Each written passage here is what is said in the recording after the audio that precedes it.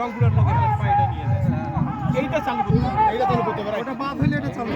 আমাদের ওই পাটটা দিতে চালু এই দেখে দেখেন মোড়া নদী এই দিক দিয়ে যায় ওই দিক দিয়ে এই নদীটাই এই দিক দিয়ে জি খনন করতে হ্যাঁ এই পানিটা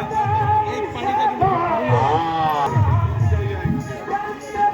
ওইটা ওই খালটা মোড়া নদী এই পানিটা কাঁচা লাগে